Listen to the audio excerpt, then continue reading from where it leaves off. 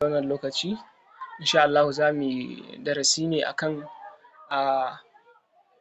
while loop.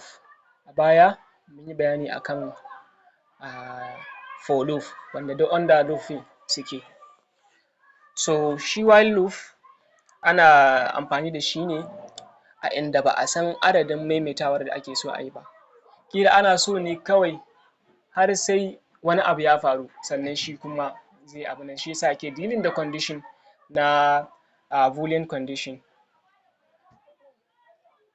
Yana amfani da boolean operators wanda da su ne za a yi amfani a nuna cewa idan an kai adadi kaza ko kuma an condition kaza ya faru so ana so ya tsaya, ko kuma in ya yi daidai da kaza so ana so ya tsaya ko kuma ya yi wani abu.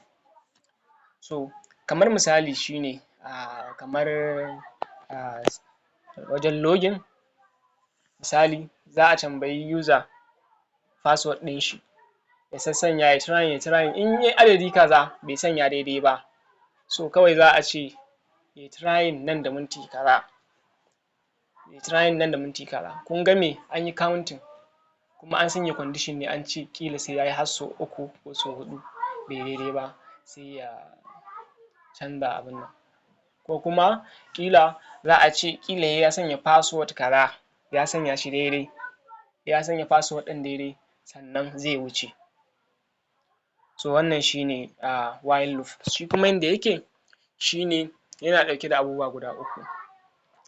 Na farko shi ne me, dole ya zamana cewa akwai count, dole sai an san so nawa ne, wato shi ne initialization. Za a nuna cewa me daga ina aka fara, yawwa saboda wannan shi ne za a rinƙa increasing ɗin shi. Mun sani a for loop yana increasing da kanshi, so a nan kuma sai ka rinƙa tracking ɗin so nawa ya yi misali, saboda me ka san cewa in ya yi adadi kaza za ka tsaida shi. So in ba ka tafiya da lissafin count ɗin nashi kun ga zai tafi ne ya ta yi har illa ma sha Allah har abun nan. So amma kamar misali wajen ana so ne ya daidai da kaza, kamar wajen password a ce misali har sai ya rubuta kalma kaza sannan, to kun ga a nan kawai za a ba lallai a yi amfani da initialization ɗin ba. Shi ma a nan dole sai an yi amfani da initialization ɗin. Meye initialization ɗin a gurin? Shi ne me, a rubuta abin da ake so ya yi daidai da shi, ko kuma a rubuta a ba shi wancan abun suna, a ba shi variable. Dole sai an yi declaring ɗin variable, wannan variable ɗin shi ne zai yi initialization ɗin.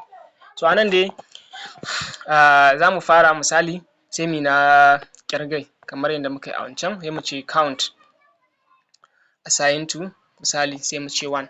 So kun ga kenan ƙirgan mu za ta fara daga kan 1. Sai mu ce me while, sai mu ce while count tunda shi ne variable ɗin mu, while count misali muna iya cewa is equal to, ko kuma mu ce less than or equal to 5. Idan yana ƙasa da 5 ko kuma ya zo daidai da 5 so ana so ya yi aiki, amma idan ya wuce to shi kenan zai tsaya. To sai mu ce me misali ƙila muna so ya rubuta lambobin ne, sai mu ce me, so kun ga wannan rubutun da na yi while count is less than or equals to 5 shi ne abu na biyu, wato shi ne condition ɗin, an yi specifying ɗin yanda ake so abun ya kasance. So sai kuma nan print shi ne statement ɗin da muke so, wato aikin da muke so ya gabatar. Sai mu ce me misali sai mu ce number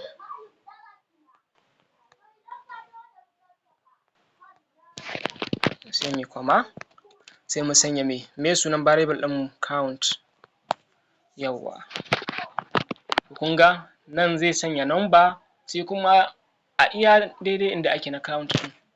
So therefore daga nan kuma na faɗi muku shi bai increasing bai decreasing da kanshi, dole sai dai a yi specifying, dole sai dai a sanya mai a yi mai bayani. So therefore wannan shi ne abu na 3 kenan, za a yi updating ɗin shi. za a updating. So anan shine sai mu zo mu ce misali sai mu ce count, tunda ai da variable ɗin count muke amfani, sai mu ce me, in increasing muke so sai mu ce plus equal to, sai mu sanya inda muke so increasing ɗin, inda 1 ne sai mu sanya 1. Haka nan idan decreasing ne sai mu sai kamar yanda shi ma a can for loop, ai in ana so yayo ƙasa yayi minus, ai za a yi amfani da me, wajen step za a yi amfani da negative abin nan, za a yi amfani da negative sign ko, domin a yi decreasing ɗin shi ya koma baya. So haka nan shi ma abinda za mu canza shine wannan plus ɗin sai mu maida shi ya koma minus. So shine yanda za mu yi. So anan let's say mu jarraba running ɗin shi. Okay, so ba mu yi abin nan ɗin daidai ba, sai mu ce nan kamar yanda yake while count is less than or equal to, za mu sanya shi daga gaba is equals to 5. Yawwa, to kun gani gashi nan me ya lissafo su 1 2 3 4 5. So kun ga anan shi bai faro daga 0 ba, saboda me, ba amfani yayi da range ba. Range shine ke sanyawa ya faro daga 0 nan. So amma nan dama misali variable ne muka bashi kuma muka ce 1, so kun ga daga 1 ɗin nan zai fara ya je har inda ake so. Let's say ƙila muna cewa mu ce muna so ya kai is greater than, ko kuma muna iya barin shi hakan. Ina so ne da in yi na negative na abin nan, yau muna iya amfani da greater than equals to minus 5 misali. So anan kun ga in muka tashi wajen increment ɗinmu za mu rinƙa amfani da me, da negative sign. So let's say, so kun gani me, tunda a can variable ɗinmu da farko 1 ne, kun ga da 1 minus 1 0, 0 minus 1 1, minus 1 minus 1 kun ga minus 2. To haka kun ga yayi reversing, yana tafiya ta baya ta baya. So wannan shine. So anan let's say muna iya ɗaukar example kamar yadda na fara bayani maganar password.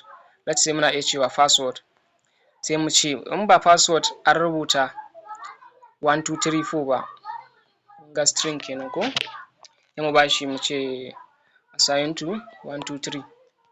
Sai mu ce me, sai mu zo mu sanya condition ɗinmu, sai mu ce while password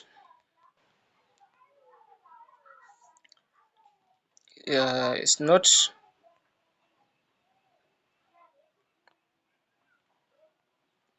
equal to, wato in har password ɗin bai zamo equal to shi wannan abun ba, shi 1 2 3 4 ɗin, so ya zamana cewa yana maimaita abin da zai zo ƙasa. Let's say yanzu tunda misali mai getting ɗin shi daga user, mu bar shi yayi mai getting ɗin shi daga user.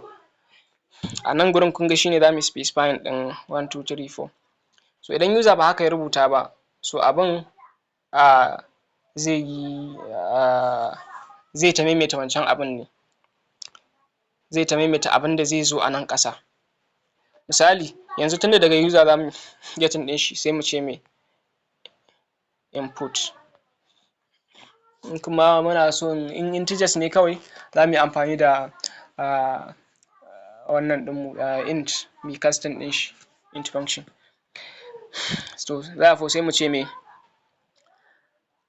enter your password.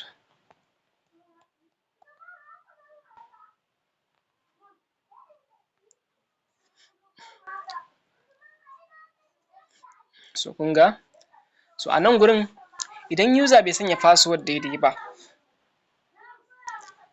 so kun ga a can mun yi specifying mun ce ya sanya password, in ya sanya daidai so shikenan zance ya ƙare. In ko bai sanya daidai ba, to shine abin da za mu sanya a nan gurin zai executing. So ƙila muna so ne kawai ya nuna cewa incorrect password, please try again. Misali, to kaga sai mu zo mu ce print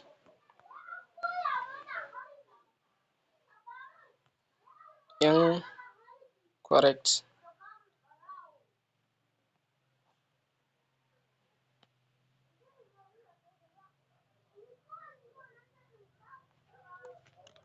Incorrect. Try again. So kun ga muna iya sai mu bar shi haka, sai mu kulle.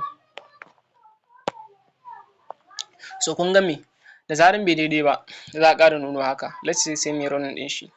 Kun ga an ce me enter your password, yanzu let's say na rubuta haka. So kun ga a nan ya nuna incorrect da yawa. Ya nuna incorrect da yawa. So ya za mu ya zama da cewa so ɗaya ne kawai zai nuna hakan. Shi ne me, za mu yi amfani da, in muka zo a nan gurin, za mu yi amfani ne da mu ƙara sanyawa ya nuna mana inda da user zai ƙara rubuta password ɗin nashi. So a nan maimakon mu yi amfani da print, za mu yi amfani ne da me, za mu yi amfani da input. Sai mu ce me password assign to, kamar yadda muka yi can sama, assign to input. Sai mu buɗe.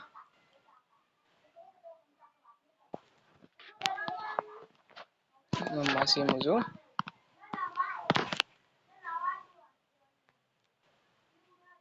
sai mu kulle.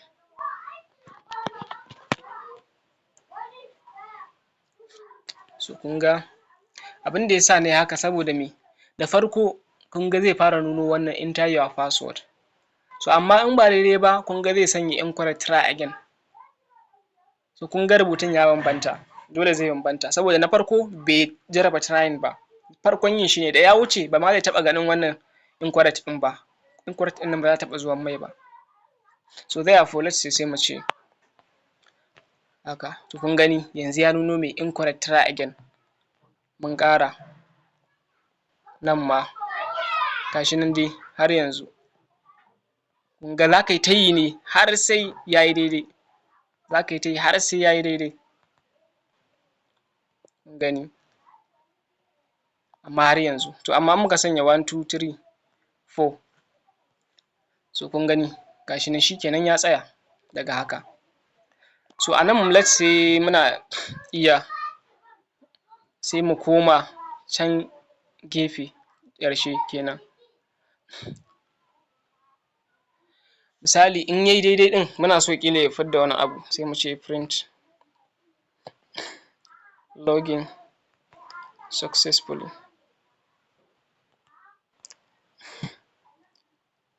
Success. Misali to yanzu ka ga mun yi ba daidai ba. 1 2 3 4. So kun ga me login success. So wannan ba zai taɓa zuwa gaba ba har sai wannan loop ɗin, condition ɗin ya zama false. Ya zama true. Ya zama false sannan. Saboda me, in dai har condition yana a true, to zai ta maimaitawa ne. So kun ga a nan condition ɗin ai is not equal to ne. So kun ga true ne kenan. Saboda da an yi try ana ta yi duk ba daidai ba. So amma da an sanya daidai to kun ga condition ɗin ya zama false kenan. So shi ne sai ya je can gaba sai ya fidda wannan code ɗin da yake a ƙasa, statements ɗin da suka zo, waɗanda ba under, in kuka lura ai nan wannan ba under loop ɗin yake ba, wannan print ɗin, saboda saitin while ɗin nan yake. Amma inda wannan shi yake zai zo nan wajen. So yanzu misali muna so user in yayi trying so misali so muna so yayi trying ne kamar so 3 haka. So a nan misali kun ga dole za mu je can kuma baya mu yi amfani da me, da if statement. Misali kun ga yanzu za mu zo nan mu yi declaring ɗin variable, mu ba shi count. sai mu ce assign to 1 tunda ai nan wannan ba zai executing ba, dole sai wannan ɗin nan na farko yayi, kuma in yayi executing ba zai zo nan ba, dole sai user ya sanya password ɗin nashi. To kun ga da ya sanya, so therefore counting ɗin mu zai zamo me 1.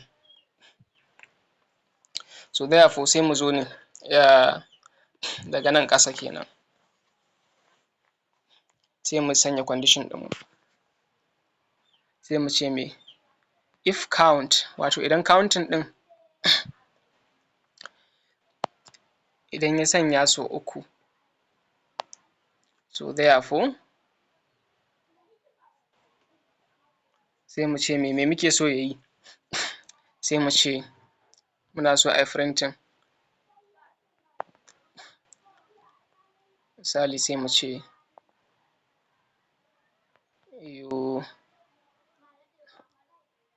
you have reached the maximum try.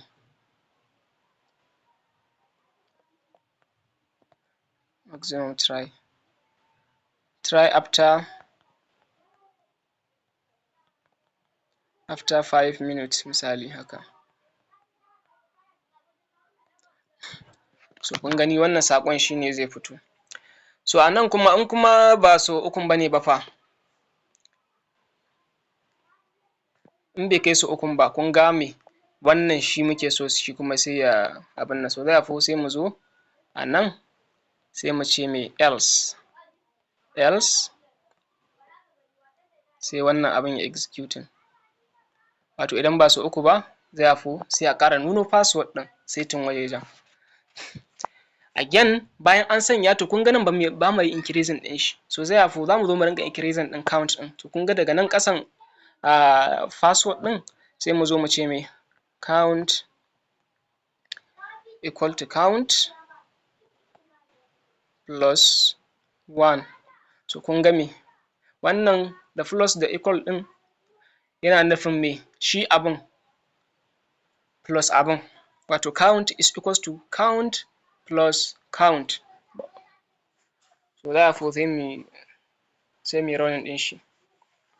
So a nan kun ga in muka yi haka, no need for ma mu sanya wannan, okay, sai mu sanya me, sai mu sanya misali sai mu ce haka. To kun ga an ce try again, kun ga mun yi sau 1 sau 2 yanzu, to kun ga yanzu ga na 3. So kun ga me sun ce ayi try again, so amma kuma kun ga a nan ɗin ma ya zo su da dama, an sassanya shi da yawa, saboda me ba mu yi amfani da abin da zai tsaida shi ba. To amma in muka zo darasin mu na gaba, za mu nuna yanda za ka yi amfani da break, wanda break ɗin nan shine zai sanya ya tsaida ma wannan